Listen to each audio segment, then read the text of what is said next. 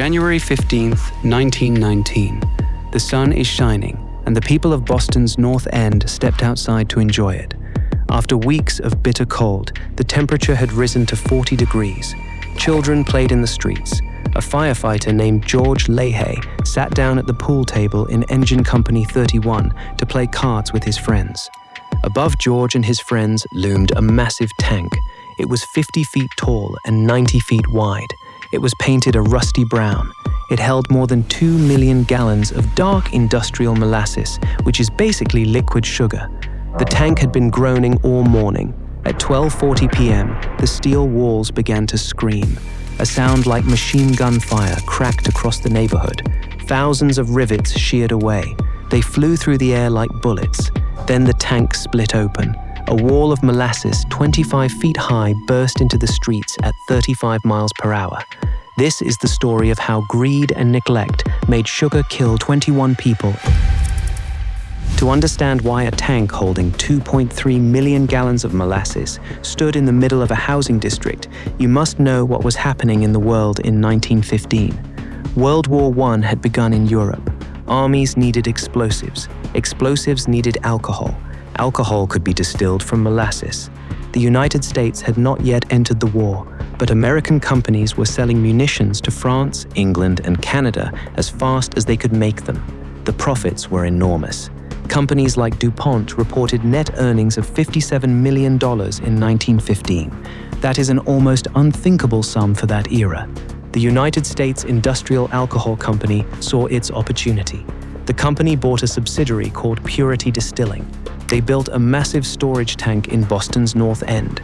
Ships could unload molasses directly from the Caribbean. Workers could pump it to their distillery in Cambridge. It would be seamless and profitable. They chose the location with for-profit in mind, but not safety. The North End in 1915 was an immigrant neighborhood. Irish and Italian families filled its streets. About 60% of the Italian immigrants who lived there were not American citizens. They could not vote and had no political power. When the tank went up in their neighborhood, it pressed against homes. It stood beside a fire station. It towered over a paving yard. It shadowed an elevated railway. Nobody could object, and the company knew this. The tank was built in the winter of 1915. The company put a man named Arthur P. Gell in charge. Gell was the company treasurer. Later, under oath, he would admit something shocking. He had no engineering training at all. He never sent the tank plans to an engineer for review or made sure they matched the specifications. When asked about testing the tank after construction, he called it an unnecessary expense. The tank was a cylinder made of open-hearth steel plates. Workers stacked them in 7 horizontal rings. The bottom ring had to withstand the greatest pressure. It used plates only 0.67 inches thick. Engine rules at the time required plates twice that thick. The rivets were designed to handle 10,000 pounds per square inch of stress. The tank placed 18,000 pounds per square inch on them. The safety factor was 1.5. It should have been 3 or 4. The steel itself was weak. Scientists today have analyzed plates recovered from the wreckage. These plates held only 0.32% manganese. Safe steel needs between 0.60 and 0.84%. Manganese binds with sulfur in the metal. It gives steel the ability to bend rather than break. Without enough manganese, steel becomes like glass. It has a high transition temperature. That is when it changes from soft to hard and breakable. The tank's steel was already below its transition temperature on that winter day in Boston. The tank leaked from the moment it began operation.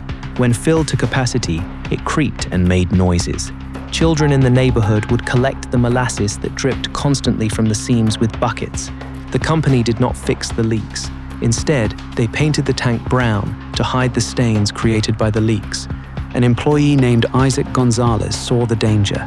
He warned management repeatedly, telling them the tank was not strong enough. They ignored him.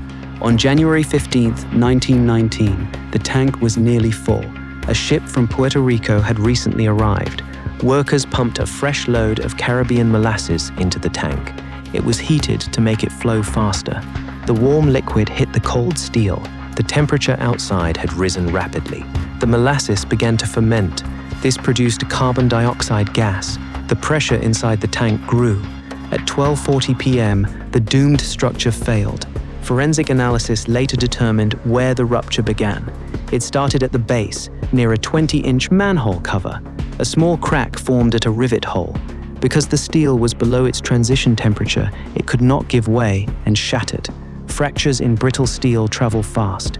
They can move at speeds up to 3,000 feet per second. The tank tore itself apart from bottom to top. The physics of what happened next made this disaster uniquely terrible. Molasses is a non-Newtonian fluid.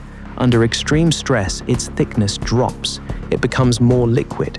When the tank broke, 14,000 tons of molasses exploded outward.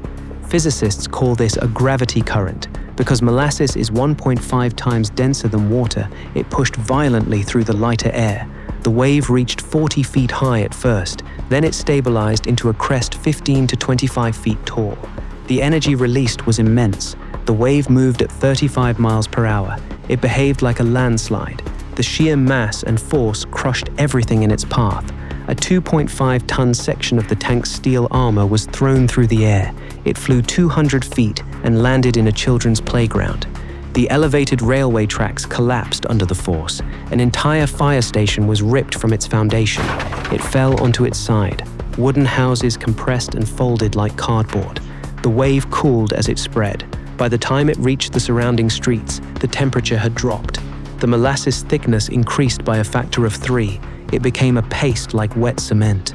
People caught in it could not run. Their boots stuck fast. Every struggle drove them deeper into the mire. Those submerged above the neck faced a horror beyond imagination. They could not wipe the molasses from their faces. Trying to do so only forced more of the fluid into their noses and mouths. They suffocated, sealed in near total darkness.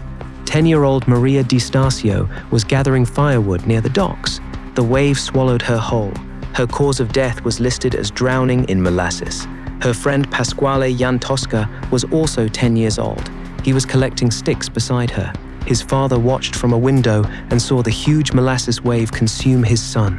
It took days to find the body. George Leahy, the firefighter who had been playing cards, became trapped inside the collapsed fire station. Rescuers found him dead. He was squeezed between a crushed piano, a pool table, and the suffocating molasses. The alarm went out quickly. Within 5 minutes, naval cadets from the USS Nantucket arrived to help. Police and firefighters came.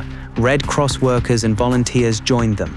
But the physics that made the flood deadly also made rescue almost impossible. The molasses created suction like quicksand. Rescuers who stood still to listen for victims risked becoming trapped themselves. Their boots stuck to the ground and would not come free. The thickness jammed pulleys and cables. Rescuers worked through the night. They used portable lamps for light. They used axes and torches to cut through steel. The molasses made the work slow and dangerous. Rescue dogs could not track scents through the syrup. Workers had to rely on sight and sound, listening for muffled cries beneath the wreckage. The search for bodies continued for 6 days. Cleaning the streets took weeks. Salt water proved to be the only effective solvent. Fireboats pumped harbor water onto the streets while scrubbed the pavement. They scattered sand and swept it away, but the molasses had already traveled far. Its stickiness had stuck to shoes, clothes, and leather. People carried it home to Cambridge, to Worcester, to every suburb reached by train. For years afterward, on warm days, residents of the North End swore they could still smell fermentation seeping from the pavement. Some of the molasses had washed into Boston Harbor. The dark stains spread through the water for 2.5 months. In warmer conditions, it would have caused total damage to sea life. Bacteria feeding on the sugar would have consumed all available oxygen. This would have created a dead zone. But January in Boston is cold. The bacteria moved slowly. The eelgrass bed survived by chance and chemistry. The legal battle that followed lasted 3 years, transformed American law. Criminal charges were initially filed against company officials, but Judge Toothill dismissed them. He ruled that industrial machinery carried acceptable risks. He ruled that neighborhoods had no right to expect perfect safety from industrial operations. The civil trial was different. The victims filed 119 separate lawsuits. These were combined into one of the largest class action cases in American history. The United States Industrial Alcohol Company faced potentially ruinous damages. Their defense was desperate and cynical. They claimed anarchists had done it. Post-war America was gripped by the Red Scare. Fear of immigrant radicals was everywhere. The company argued that Italian anarchists had planted dynamite at the base of the tank. They claimed it was a terrorist attack. The claim was not absurd on its face.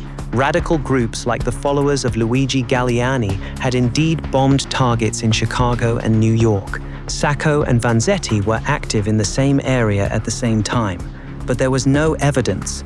Hugh Ogden was the judicial auditor assigned to the case. He led 300 hearings. Charles Spofford was an MIT engineering professor. He examined the physical evidence. He tested the recovered steel plates and rivets. He found no signs of explosions, but he found signs of building failure. Ogden ruled in 1925. He found the company fully liable. There had been no anarchist bomb. There had been foolishness, neglect, and greed. The company had known the tank was unsafe. They had painted over the leaks with brown paint rather than fix them. They had ignored warnings from their own employee. They had never tested the structure properly because testing would have cost money. The settlement forced the company to pay enormous damages. The amount was estimated at around $11 to $15 million in today's money. The ruling did something else. It helped create the modern system of professional engineering licensure. Before the molasses flood, anyone could design a major structure. A businessman with no training could order a multi-million-gallon tank built without any professional review. After the flood, Massachusetts and other states began requiring that large construction projects be approved by licensed professional engineers. The certification required formal education and accountability. The burden of proof shifted. Companies could no longer claim that industrial accidents were merely the acceptable risks of doing business. The regulations that followed were written into Boston's building codes and were later adopted across the country. The tank was never rebuilt. The site became a small park, and a plaque marks the location. The Boston Molasses Flood lives in popular memory as a punchline. It is a strange historical curiosity, something to laugh about, that misses entirely what happened. The tank failed because profit mattered more than safety. It failed because the people who lived in its shadow had no political power. In the wreckage of that afternoon, American law found a new principle. The ones who profit from dangerous machines are responsible for making them safe. If they fail, they pay. That principle was written in molasses and blood on the streets of Boston, and it is still with us today.